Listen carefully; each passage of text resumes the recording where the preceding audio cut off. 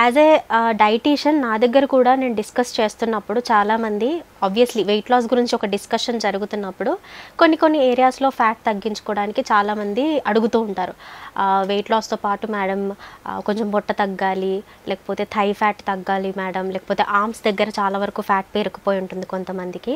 So ఇలా కొన్ని spot reductions గురించి అడుగుతారు.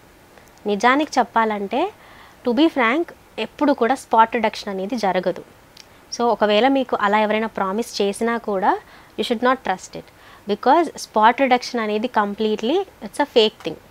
మీరు ఎప్పుడైతే మీ ఓవరాల్ బాడీ ఫ్యాట్ పర్సెంటేజ్ మీద, మజిల్ గ్రోత్ మీద, బాడీ టోనింగ్ మీద మీరు ఫోకస్ చేస్తారో అప్పుడే మీ బాడీ అనేది ప్రాపర్ షేప్కి వస్తుంది.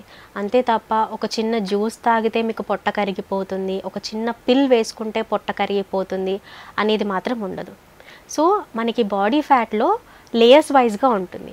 సబ్క్యూటేనియస్ ఫ్యాట్ అని, విజరల్ ఫ్యాట్ అని. సో ఈ విజరల్ ఫ్యాటే మనకి ఆర్గాన్ ఫ్యాట్ లాగా ఉంటుంది. అంటే ఇది కొన్ని ఏరియాస్ దగ్గర వెళ్ళిపోయి డిపాజిట్ అయిపోతుంది అనమాట.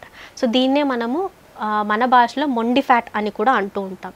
సో ఆబ్వియస్లీ ఈ మొండి ఫ్యాట్ తగ్గాలంటే దానిపైన ఉన్నటువంటి లేయర్స్, బ్లడ్ స్ట్రీమ్లో ఉన్నటువంటి కొలెస్ట్రాల్స్ ఇవన్నీ ఫస్ట్ సెట్ అవ్వాలి.